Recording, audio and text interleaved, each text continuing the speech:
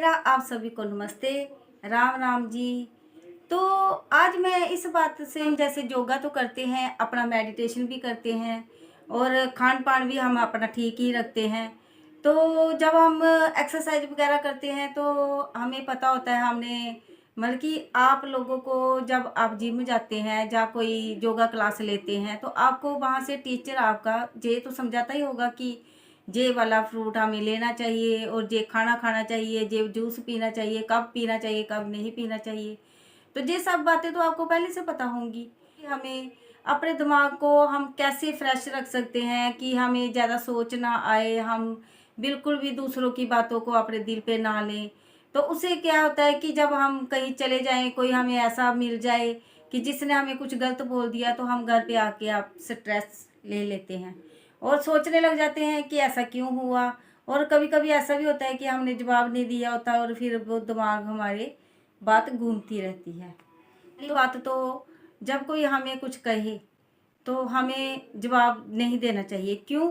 क्योंकि जब हम जवाब देते हैं तब भी हम घर आके सोचते रहते हैं कि उसने हमें ये बोला तो हमने जवाब दे दिया।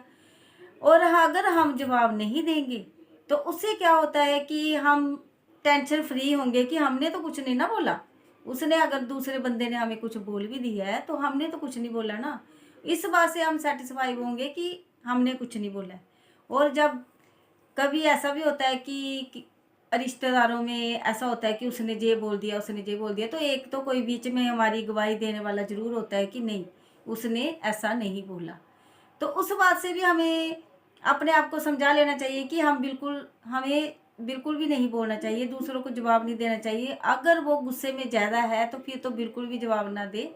और जब वो बोल के या कुछ बोल के चुप हो जाता है तो उसे फिर खुद ही समझ आ जाता है कि मैंने गलत किया है और मैंने गलत बोल दिया है, और वो पछताने भी लगता है। अगर मुंह पे नहीं कह सकता तो पछताता ज़रूर है। तो आप तो इतनी देर जी होंगे ना कि मैंने कुछ नहीं कहा है तो मेरे को किस बात का डर है भई। तो इसलिए इस बात से बिल्कुल टेंशन फ्री हो जाएँ कि हम घर आके ये सोचेंगे। कई बार क्या होता है कि मैंने खुद देखा हुआ है कि हमारे ना जो बहनें या रिश्तेदार कोई भी होता है तो कहीं रिलेटिव पे चले जाएँ तो फिर घर पे आते ही ऐसे हो जाता है कि हाय! हम तो एन्जॉय करने गए थे, वहाँ पे क्या हो गया, ये उसने मेरे को ऐसे बोल दिया। तो जब हम बाहर से कहीं आएँ, तो अपने गेट में पहले ही सोच लें कि हमने ये बातें घर में बिल्कुल नहीं सोचनी है। ये गेट के बाहर ही इनको छोड़ के आना है और गेट के अंदर जो हमारी बातें नेगेटिव बिल्कुल नहीं आनी चाहिए। हाँ, हमारे घर में पॉजिटिव बातें चलती हैं, तो हमारे घर में पॉजिटिव बातें ही होंगी और नेगेटिव बातों को बाहर गेट के बाहर ही छोड़ के आएँ और दिमाग को माइंड को फ्रेश करके आएँ कि नहीं, आप इधर ही रुको। अपने माइंड को बोलो कि आप इधर ही रुको, आपको ज़रूरत नहीं है अंदर आने की। इस घर में आपकी ज़रूरत नहीं है। तो एक तो ये बात होगी। हम कभी-कभी हम ज़्यादा बातें करते हैं। ज़्यादा बातें करने से क्या होता है कि गलत बोल देते हैं कभी-कभी। कुछ माइंड से कुछ नहीं सोचा होता कि हमने कुछ गलत बोल रहे हैं, पर हम जब ज़्यादा बातें करते हैं तो ज़्यादा बातों-बातों में कुछ गलत बोल देते हैं और दूसरा बंदा सोच लेता है कि इसने मुझे गलत बोल दिया। ये भी एक पॉइंट है। तो पॉइंट, अगर कोई और बातें कर रहा है, जैसे कोई महफ़िल बैठी हुई है या कोई भी इंसान अपनी बात बता रहा है, तो उस बात में हमें क्या करना चाहिए? बिल्कुल भी नहीं बोलना चाहिए।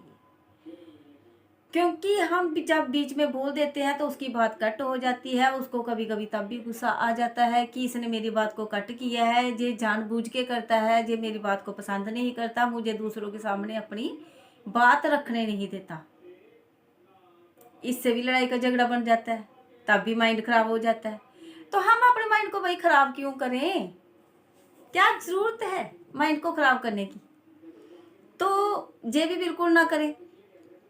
और तीसरे हस्बैंड के साथ, जेठानी के साथ, ससुराल में ज़्यादा होता है ऐसा कि किसी के साथ भी, चाहे बहनें हो, भाई हो, कोई भी हो, तो अगर हम उनके साथ बाज़ार जा रहे हैं, कहीं भी जा रहे हैं, अगर वो अपनी बात को बता रहा है तो बीच में हम कर देंगे नहीं, नहीं, नहीं, ये तो ऐसे करता है। ये भी बिल्कुल भी नहीं करना चाहिए। इससे क्या होता है कि दूसरे की जो बात होती है वो जब रह जाती है ना तो उसको एक अपनी बेइज्जती फील होने लग जाती है, वो खुद में सोचने लग जाता है कि इसने मेरी बेइज्जती की है। तो कभी कभी होता है कि नहीं की होती, मजाक भी चलता है।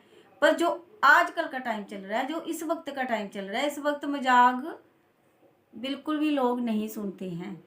सब लोग बात दिमाग पे ले लेते हैं।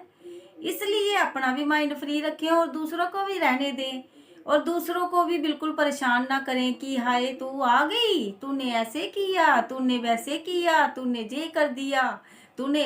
कई बार क्या होता है कि औरतें बहुत पुरानी, कोई 10 साल पुरानी, मेरे साथ तो ऐसा होता रहता है, रिलेटिव बोलते हैं कि 10 साल पुरानी बात तूने एक बार ऐसे बोला था। बाप रे। कभी कभी ऐसे होता है कि मैं सोचती हूँ कि जिसको बोला होगा उसको बोलती हूँ कि पूछ डेट कब थी, कौन सा सन था। तो कह भी दी है तो बहुत पुरानी बात है, क्योंकि वो तो पिछले ही सोचता जा रहा है। जो बातें पीछे हो गई हैं उनको छोड़ दो और छोड़ के आगे बढ़िए और नई बात कीजिए। बस जब भी हमारे दिमाग में ये आए, ये है कि हमें अपने मन और दिमाग को बोलना है, स्पेशली खुद। यार क्या कर रहा है तू, क्या सोच रहा है, तेरा दिमाग खराब तो नहीं हो गया?